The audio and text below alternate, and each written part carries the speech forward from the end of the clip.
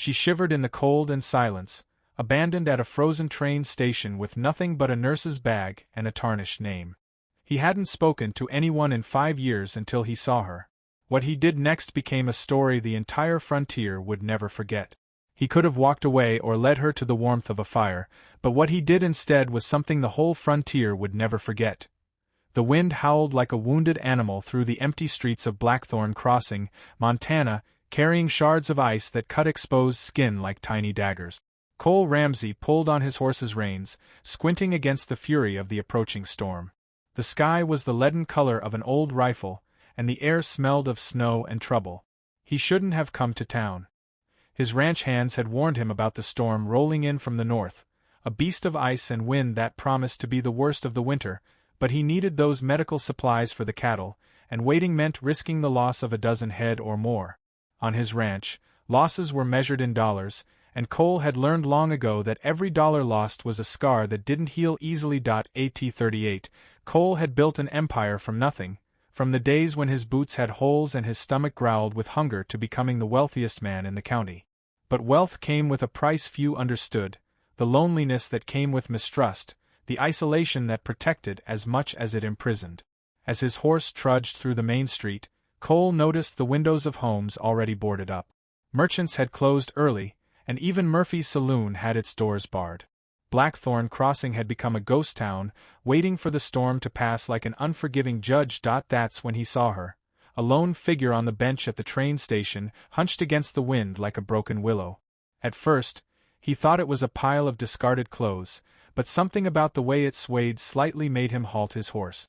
Clara Hensley had arrived in Blackthorn Crossing 3 days earlier with a train ticket not worth the paper it was printed on. The railroad had suspended service due to early snows, but no one had bothered to tell a woman who'd spent her last savings on a passage west, anywhere far from Boston, far from the lies that had shattered her life, far from the powerful men who'd turned her integrity into her condemnation. For 3 days, she'd waited on the station bench, hoping for a miracle train. Her wool coat, suitable for Boston's urban winters, was as useful against Montana's cold as a parasol against a hurricane. The food she'd packed ran out on the 2nd day, and the little money she had left barely covered one night at Mrs. Carter's boarding house. As Cole approached, he could see her trembling violently. Her breath came in small clouds that dissolved quickly in the frigid air. Her auburn hair escaped a bun that had lost its fight against the wind, and her unloved hands were red and cracked from the cold. "Miss," Cole called, dismounting his horse. She raised her head slowly, as if the act took superhuman effort. Her eyes, the color of warm cider, were glassy with hypothermia, but something in them stopped him cold. It wasn't desperation he saw, but a fierce determination, as if she refused to give up even as her body betrayed her. "The train," she murmured, her voice hoarse. "Has the train passed?" Cole stepped closer, noting the tremor in her lips, the bluish tint at her fingertips.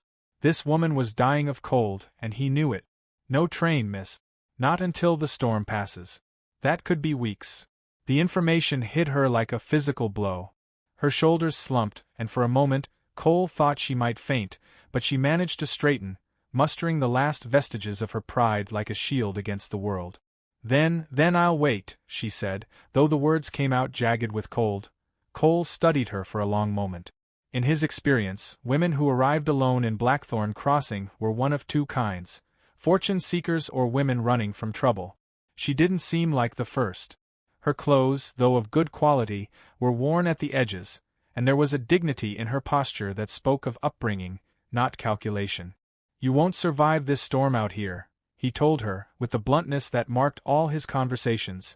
She met his gaze with those eyes that saw too much. "That's my choice, Mr. Ramsey." Cole Ramsey. She recognized the name.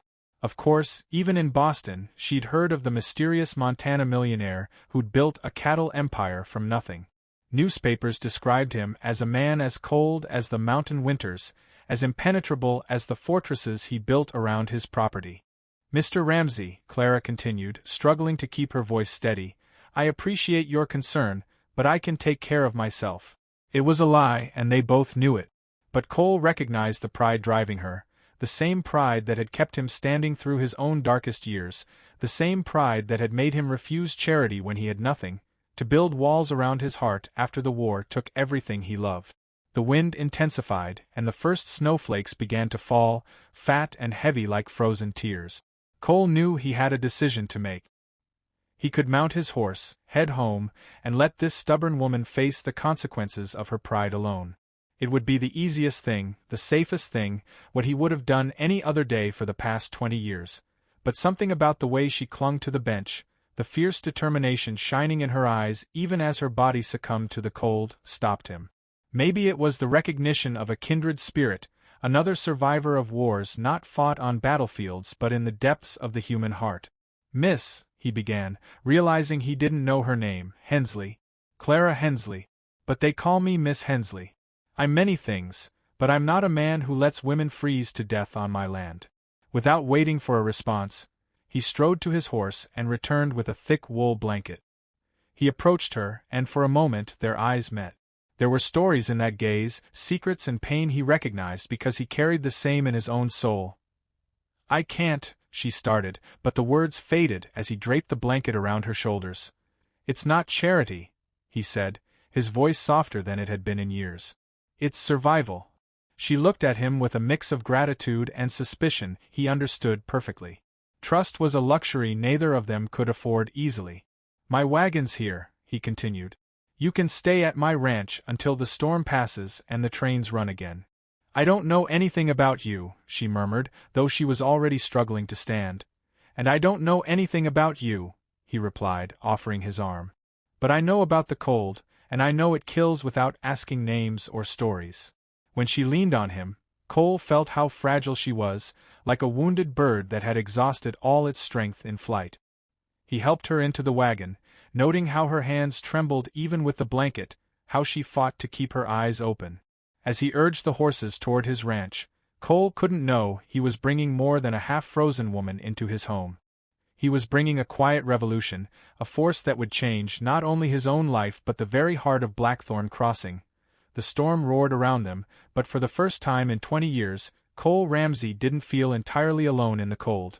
The weight of the silent woman beside him in the wagon was a strange, almost forgotten presence, the feeling of being responsible for something more than cattle and land. She'd lost consciousness halfway to the ranch, her body finally surrendering to the hypothermia she'd been fighting for hours. Cole had covered her with another blanket, noting how her breathing was labored, her lips taking on a worrisome hue. Every time the wagon's wheels hit a rut, she stirred slightly but didn't wake. The Ramsey Ranch rose against the storm like a fortress of stone and timber, its windows glowing through the darkness like golden eyes. Cole had built this house to be impenetrable, thick walls, solid doors, and enough space for a man to lose himself in his own thoughts. It was a home designed for solitude, and until tonight, that was exactly what he'd wanted. Jimmy Blackfeather ran out from the stables when he heard the wagon approach, his lean figure cutting through the snow like a shadow. At 19, Jimmy had the quiet intuition of his native heritage mixed with the fierce loyalty of someone who'd been saved when he needed it most. "Mr. Cole," he shouted over the wind. "Are you hurt?" "Not me," Cole replied, leaping from the wagon. "There's a woman here. She's near frozen." Jimmy's dark eyes widened as he saw the motionless figure wrapped in blankets. Without questions, one of the qualities Cole valued most in the young man, he helped lift Clara carefully from the wagon. "She's cold as ice," Jimmy murmured. "Want me to fetch Sarah Calloway?" Cole nodded curtly. Sarah was the town's midwife, a sharp-tongued woman with skilled hands who feared no one, including him. If anyone could help this woman, it was Sarah. "Tell her to come at once. And Jimmy," Cole paused, the words foreign in his mouth, "tell her to bring whatever she needs for someone exposed to the cold too long." As Jimmy vanished into the storm, Cole carried Clara inside his home. The great room was dominated by a stone fireplace crackling with a comforting fire, but even near the warmth, she continued to shiver. He laid her carefully on the leather sofa, noticing for the first time the details the crisis had obscured: the fine but worn fabric of her dress, the small scars on her hands that spoke of hard work, the way she maintained a dignified posture even unconscious. This was no ordinary woman. That much was clear in every line of her face, in the way she'd faced death with determination rather than panic. There was something about her that reminded him of himself in the darkest days after the war, that particular mix of pride and desperation that only came from losing everything that mattered. Sarah Calloway arrived 40 minutes later, shaking snow from her coat like a bear emerging from hibernation. She was a sturdy woman in her 50s, with gray hair pulled into a severe bun and eyes that had seen enough human suffering to fill several graveyards.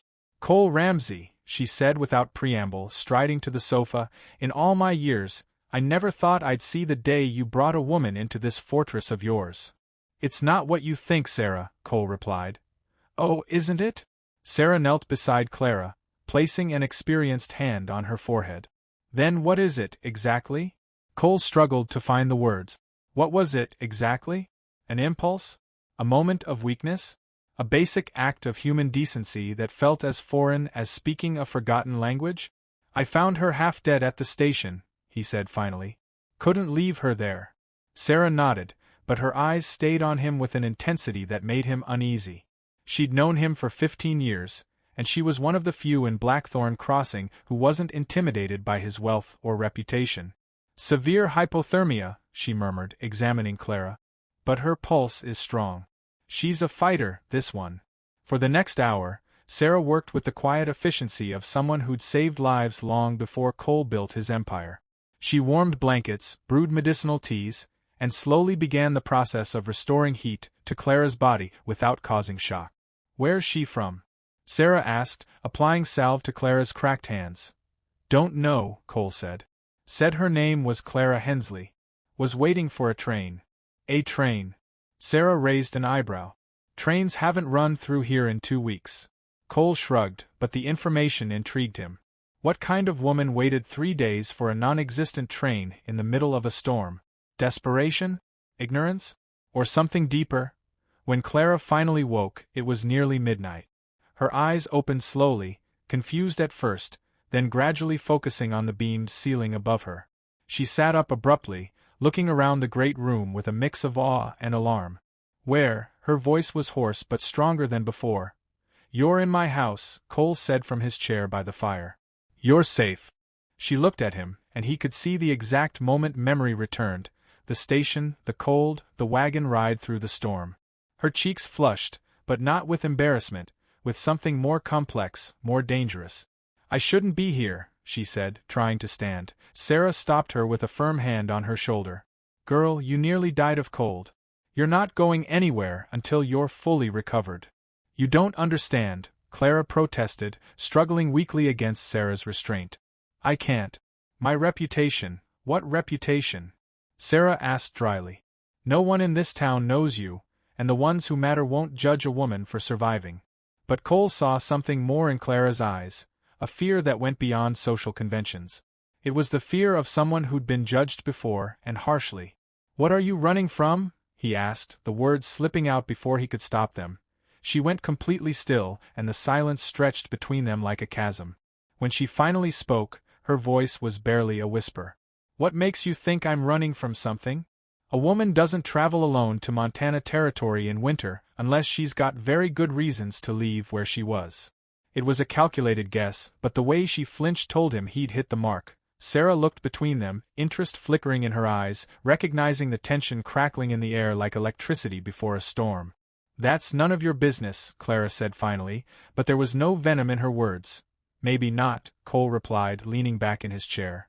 "But while you're under my roof, your safety is my business." It was a simple statement, but its weight fell over the room like a stone in still water. Sarah smiled faintly, recognizing something Cole hadn't yet admitted, even to himself. "The train," Clara began. "When will it run again?" "Not before winter's done," Sarah answered. "Maybe March if we're lucky." The impact of this news was visible on Clara's face. Her savings were gone. She had no job, no place to stay, and now she was trapped in a strange territory until spring. But instead of crumbling, Cole saw her straighten, gathering her pride like armor. "Then I'll work," she said with determination. "I can cook, clean, help with medical tasks. I won't accept charity." Sarah and Cole exchanged a glance. There was something beautiful and terrible in this woman's ironclad dignity, in her refusal to be saved without giving something in return. "There's a sick foal in the stable," Cole said slowly. If you really know about medicine, her eyes lit up with the first real spark of hope she'd shown. I was a nurse in Boston. I've treated everything from gunshot wounds to pneumonia. And so, on a stormy night in the mountains of Montana, 3 lives became entwined in ways none of them could have foreseen. While the snow raged outside, inside Cole Ramsey's house, a new story was being written, one that would change not only their own fates but the very heart of Blackthorn Crossing. The following days brought a strange but comfortable routine. Clara proved her medical skills by saving the sick foal, and Cole found himself watching her work with a fascination he hadn't felt in years. It was the second week since Clara had arrived at the ranch when everything changed. Jimmy burst into the kitchen that morning, his eyes bright with concern and his cheeks flushed from the cold. "Mr. Cole," he said, breathless, "there's a man in town asking questions about a woman." Clara, who had been preparing breakfast, froze. The wooden spoon halted mid-stir in the oatmeal, and Cole could see the tension grip her shoulders like a rope pulled taut. "What kind of questions?" Cole asked, though by Clara's sudden pallor, he already suspected the answer. "He's looking for a Miss Hensley," Jimmy said, glancing nervously at Clara. "Says she's from Boston, that she's got legal matters pending with him. He's a fancy man, with an expensive suit and smooth manners, but there's something about him I don't like, something dangerous." Clara dropped the spoon. The sound of wood hitting the floor echoed in the kitchen like a gunshot. When she turned to them, her face had lost all color. "Simon," she whispered. And in that single word was so much fear and bitterness that Cole felt something fierce stir in his chest. "You know him?" Cole asked, though the answer was obvious. Clara leaned against the kitchen table, as if needing its support to stay upright. For a long moment she didn't speak. When she finally did, her voice trembled with contained emotion. "Simon Kane is," she paused, struggling for words. "He's the reason I had to leave Boston." Cole took a step closer, noting how she flinched slightly. It was like watching a wounded animal deciding whether to trust or flee. "What does he want with you?" The words came in a rush, as if a dam had finally broken under weeks of pressure. "I was a nurse at Boston General Hospital for 5 years. One night, they brought in a young woman, beaten badly. She was dying." Clara closed her eyes, reliving the memory. She was the mistress of Marcus Kane, Simon's cousin. Marcus had beaten her during an argument over money. "She begged me to tell the truth if she died." Cole listened in silence, but he could feel anger simmering in his gut like a slow-burning fire. "She died that night," Clara continued, her voice cracking slightly. "The next day, Marcus Kane showed up with a corrupt doctor, and they ordered me to sign a death certificate saying she died of pneumonia. When I refused, her voice broke. Simon made sure I was fired. He spread rumors that I'd been stealing medicine, that I was a drunk, that I couldn't be trusted. In 2 weeks, there wasn't a hospital in Boston that would hire me." Jimmy muttered something in his native tongue that sounded like a curse. Cole felt his hands clench into fists. "And now he's here to silence you permanently," Clara said with a terrible calm, "or to drag me back to Boston to face false charges. Simon doesn't tolerate loose ends." Cole studied her face, seeing the same ironclad determination he'd admired since that first night. This woman had lost everything for doing the right thing, and yet she showed no signs of regret. "Do you have proof?" he asked. "I have my testimony and that of 2 other nurses who were there that night," she said, "but against the Kane family's money," she shrugged, a bitterness in the gesture that pained him to see. Jimmy cleared his throat. "There's more, Mr. Cole. The man's staying at Murphy's Hotel, but he's been talking to Mrs. Thorne, and you know how she is for spreading gossip." Agatha Thorne. Cole knew the social matron of Blackthorn Crossing well. She was a woman who collected secrets like others collected coins, and spent them just as freely. "What did he tell her?" Clara asked, though she seemed to dread the answer. "That there's a mysterious woman staying at the Ramsey Ranch who arrived under suspicious circumstances," Jimmy said. "He also mentioned she was seen in town yesterday, buying supplies with me." Cole saw the color drain completely from Clara's face. She'd been careful these past 2 weeks, rarely venturing off the ranch, but yesterday she'd insisted on accompanying Jimmy to town to buy medical thread to treat one of the injured horses. "He saw me," she said, her voice barely audible. "Simon saw me? Are you sure?" Cole asked. "A man like Simon doesn't come all the way to Montana on just rumors." Clara straightened, and Cole could see the moment she made her decision. I have to leave. Now. To where? Cole's voice came out harsher than he'd intended. There are no trains. The roads are blocked by snow, and you have no money. Then I'll walk. There was a fierce desperation in her eyes. I won't bring trouble to your home, Mr. Ramsey. You've done enough for me. Trouble? Cole took a step toward her, and something in his expression made her back up until her back hit the wall. You think I'm afraid of some fancy man from Boston? You don't understand, she whispered. Simon has money, connections, power. He can destroy lives with a word. He can try. The two words fell in the kitchen like stones in still water. Jimmy smiled slowly, recognizing the tone he'd heard only a few times before, when Cole Ramsey had decided something was his to protect. Mr. Cole, Clara began, her voice trembling with urgency. No, he stepped closer until they were face to face, his gray eyes locking onto hers. You said you lost everything for doing the right thing. I've lost plenty in my life, but never my respect for people who have the courage to stand firm when it matters. She stared at him, a mix of hope and terror flickering in her eyes that cracked something in his chest. You can't fight him, she whispered. He's too powerful. Maybe, Cole said, a smile curling his lips, the smile of a man who'd built an empire despite the world betting against him. But he's never fought me. That afternoon, as the snow finally eased, Cole rode into Blackthorn Crossing. He hadn't told Clara what he planned to do, but he could see in her eyes that she knew something had shifted irrevocably between them. At Murphy's saloon, he found Simon Kane exactly as Jimmy had described, polished, smooth, and dangerous in the way only men accustomed to absolute power could be. Simon sat at a corner table, sipping expensive whiskey and studying everyone who entered like a predator sizing up prey. When Cole approached, Simon looked up, his smile not reaching his eyes. You must be Cole Ramsey, he said, gesturing to the opposite chair. I've heard a great deal about you, Mr. Kane. Cole didn't sit. Heard you're looking for someone. Ah yes, Simon said, his eyes glinting. A nurse from Boston. Clara Hensley. A very troublesome woman. I understand she might be on your property. Cole studied him for a long moment, noting the soft hands that had never known real work, the cold eyes that had ordered the destruction of innocent lives without blinking.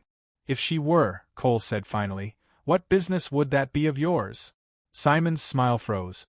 Mr. Ramsey, that woman is a fugitive criminal, a thief and a liar who's caused considerable harm to respectable families in Boston. Respectable? Cole let a dangerous smile curve his lips. Like your cousin Marcus, who beats women to death? The change in Simon was instantaneous. The mask of civility slipped, revealing something cold and lethal beneath.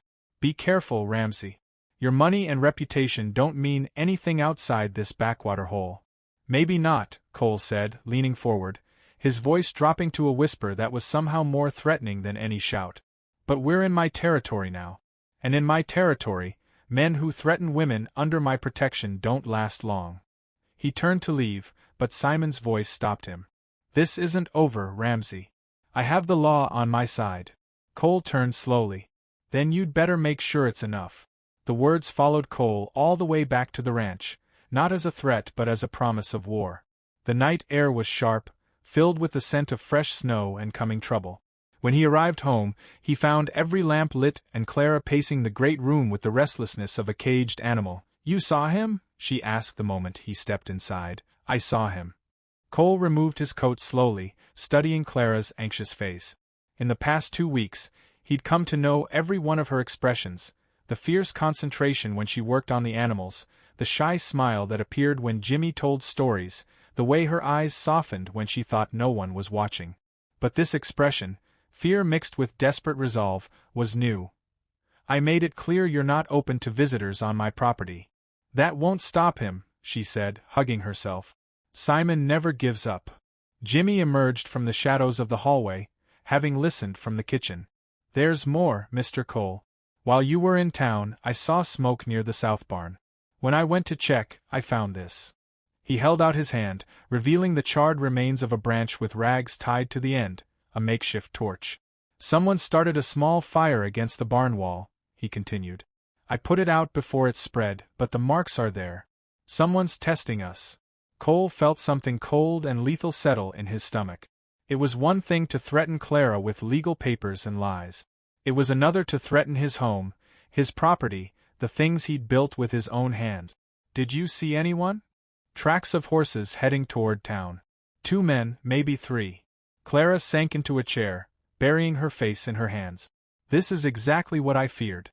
Simon doesn't just want me, he wants to destroy anything I touch. She looked up, tears glistening in her eyes but not falling. Please, let me go. I can't be responsible for anyone else getting hurt.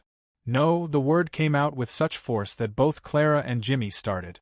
You're not going anywhere, Cole continued, stepping closer until he knelt before her chair.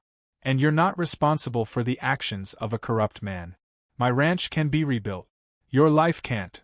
The words hung between them, heavy with meaning neither was ready to fully acknowledge. Jimmy cleared his throat discreetly.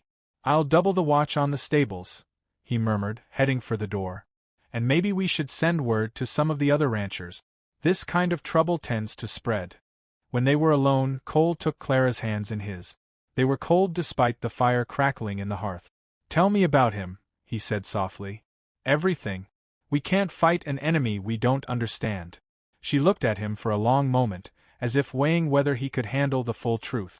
Simon Kane isn't just rich, she began finally. He's the kind of man who sees people as possessions. His family controls 6 businesses in Boston, banks, newspapers, even some judges. When he decided I was a problem, he destroyed me systematically. Her voice dropped to a whisper. He found every patient I'd treated, every family I'd helped, and told them lies about me, that I'd been stealing medicine to sell, that I'd been drunk during surgeries, that I'd killed patients through negligence. By the end, people who once blessed me for saving their loved ones crossed the street to avoid me. Cole felt a pure, white-hot rage burning in his chest, the kind he hadn't felt since the war, when he'd seen good men die for others' ambitions. And your family? Died when I was 16. Cholera. A bitter smile curved her lips. Maybe it was a blessing. At least they didn't live to see what I became. What you became? Cole tightened his grip on her hands. You became a woman who'd rather lose everything than lie. There's no shame in that. Something shifted in Clara's face, a softening, as if armor she'd worn for months finally eased. Why? She whispered. Why risk all this for me? It was the question Cole had been avoiding, even in his own thoughts. Why this woman, when he'd spent 20 years building walls to keep everyone out? Why? He said slowly, the words feeling strange but right. For the first time in 20 years, when I look at you, I don't see everything I've lost. I see everything I could gain. Her eyes widened, and for a moment, Cole thought she might bolt. Instead, she leaned forward until their foreheads touched. Cole, she said, her voice less formal, more intimate. They might have kissed then. The moment was there, fragile and precious, but the sound of approaching horses broke them apart, and Jimmy burst through the door without knocking, something he'd never do unless it was an emergency. Mr. Cole, he gasped. Sarah Calloway's here. Says it's urgent. Sarah stormed in behind him, her hair disheveled and her eyes blazing with anger. Cole Ramsey, she began without preamble, that suit-wearing snake has been at Murphy's saloon all afternoon, buying drinks and spreading lies about this girl. What kind of lies? Clara asked, her voice tight. That you're a thief, that you killed patients in Boston, that you seduced rich men to rob them. Sarah spat the words like venom. Half the town starting to believe him, especially after Agatha Thorne added her own malicious embellishments. Cole felt his hands clench into fists again. And the other half? The other half remembers that this girl saved Marla Henley's son when he had that bad fever last week and wouldn't take a cent for it, Sarah said, smiling fiercely. But Kane's got something else planned. This afternoon, he sent a telegram to the county sheriff. What did it say? Clara asked, her face pale but resolute. That there's a fugitive criminal hiding at the Ramsey Ranch, with a false warrant from Boston. The silence that followed was thick and charged. Clara stood slowly, her face pale but determined. Then this ends tomorrow, she said with a terrible calm. One way or another. No, Cole said, rising too. This ends when I say it does. And when it's over, Simon Kane will wish he'd never heard of Blackthorn Crossing. Sarah looked at them both, a fierce satisfaction in her expression. Good. Because I've been preparing something special for tomorrow. She smiled, and there was something in that smile that was pure feminine vengeance. Turns out, I've got some cards up my sleeve that Mr. Kane doesn't know about. What kind of cards? Clara asked. Signed testimonies, Sarah said. From 2 other nurses who were there the night that poor woman died in Boston. Jimmy helped me contact them by telegram. Her eyes gleamed. Seems you're not the only one Simon Kane's been trying to silence. For the first time since Simon had arrived in town, Clara smiled. A real smile, full of hope and something that might have been righteous vengeance. Then tomorrow will be Judgment Day in Blackthorn Crossing, she murmured. Tomorrow, Sarah agreed, we'll see what this town is really made of. Outside, the snow began to fall again, but inside Cole Ramsey's house, something was burning, something no amount of Montana winter ice could extinguish. That night, none of them slept much. Clara spent the hours before dawn writing in a journal Cole hadn't known she kept, documenting every detail she could recall of that fateful night in Boston. Cole checked his rifles and sent Jimmy with discreet messages to neighboring ranchers. Sarah returned to her home to prepare the documents that had arrived by telegram. When the sun rose over Blackthorn Crossing, it seemed to illuminate a different town. News of the impromptu trial had spread like wildfire. Murphy's saloon had been transformed into a makeshift courtroom, with tables arranged to separate the judges, Blackthorn's most respected citizens, from the space where testimonies would be given. By 10 in the morning, nearly every resident of Blackthorn Crossing had gathered in the saloon. Simon Kane sat at a front table, impeccably dressed and surrounded by legal papers. His confident smile radiated the arrogance of a man used to winning before the fight began. When Cole entered with Clara at his side, the murmur of conversation stopped abruptly. She had chosen her simplest but most dignified dress, navy blue with a high collar that gave her an air of professional respectability. Her hair was pulled back in a severe bun, and she walked with her back straight, chin high. But Cole could see the slight tremor in her hands as they sat at the table opposite Simon. Judge Whitaker, an older man who'd administered justice in the territory for 20 years, struck his makeshift gavel, a large stone on a wooden block. "This isn't an official court," he announced, "but it's a hearing to determine the truth about serious accusations. Mr. Kane, you brought the charges. You may begin." Simon rose with the fluidity of a man accustomed to being the center of attention. His voice filled the room with the authority of wealth and education. "Citizens of Blackthorn Crossing, I've come from Boston on the trail of a dangerous criminal. Clara Hensley was dismissed from Boston General Hospital for theft, medical negligence, and falsifying documents." He paused for dramatic effect.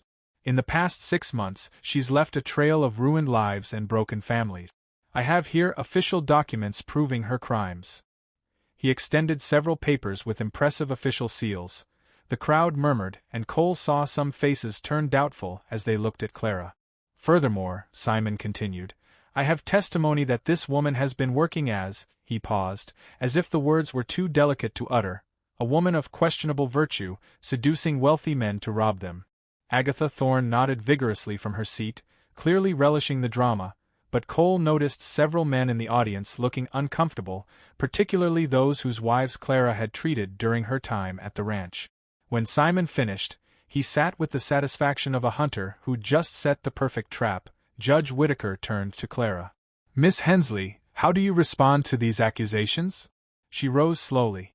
At first, her voice was barely audible, but it grew stronger, filling the room with a clarity that cut through the lies like a sharpened blade. "Everything Mr. Kane has said is a lie," she began. "But I understand why he says it, and why some might believe him. Well-crafted lies always sound more convincing than inconvenient truths." She stepped to the center of the room, facing the crowd directly. "On September 15, 1889, a young woman named Catherine Mills was brought to the hospital where I work. She'd been brutally beaten by Marcus Kane, this man's cousin. Catherine died that night of internal bleeding." Her voice never wavered. "The next day, I was ordered to sign a false death certificate listing pneumonia as the cause of death. When I refused, Simon Kane ensured I lost my job, my reputation, and any chance of employment in Boston." Simon stood abruptly. "Lies. My cousin Marcus was out of town that day." "Was he?" Clara smiled, and there was something dangerous in that smile. Because I have witnesses who saw him at the hospital that night. Sarah Calloway rose from the back of the room, carrying a thick folder. Judge Whittaker, if I may. Sarah approached the front and placed several documents on the table. These are sworn testimonies from head nurse Margaret O'Brien and Dr. Elizabeth Hartley, both present the night Catherine Mills died. They confirm every word this girl just said. The murmur in the room grew louder. Cole saw Simon's confidence begin to crack. Furthermore, Sarah continued, I have here a copy of the Palmer Hotel's registry in Boston, showing Marcus Kane was definitely in the city that night, checked in under a false name. Simon stood so abruptly his chair toppled. Those documents are forgeries. This woman is a liar and a criminal. That's when Cole stood. His presence filled the room like an approaching storm, and when he spoke, his voice carried the authority of a man who'd built an empire with his own hands.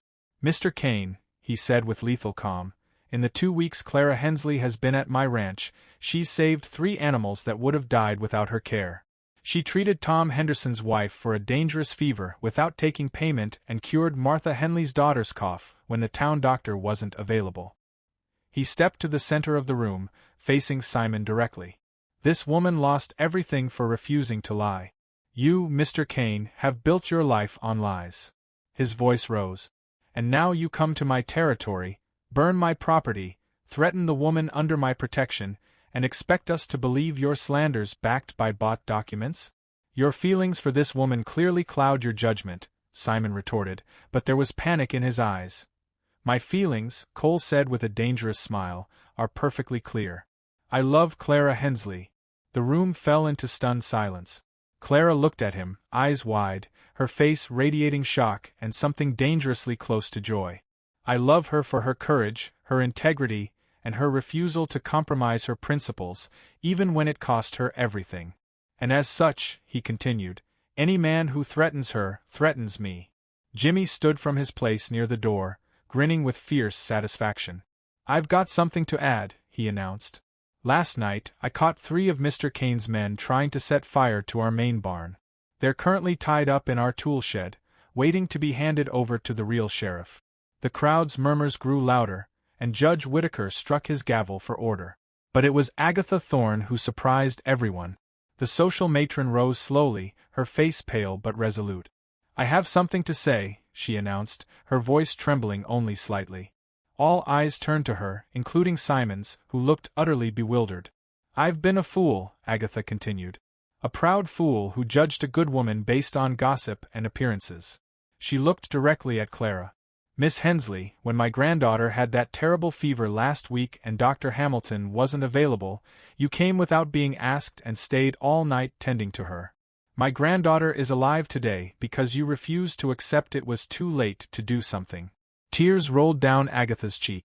A criminal doesn't do that. A woman without honor doesn't do that. She turned to Simon. But a man who threatens innocent women and burns barns in the dark, that man is not welcome in our town. The transformation in the room was immediate. Faces that had been filled with doubt now showed shame and resolve.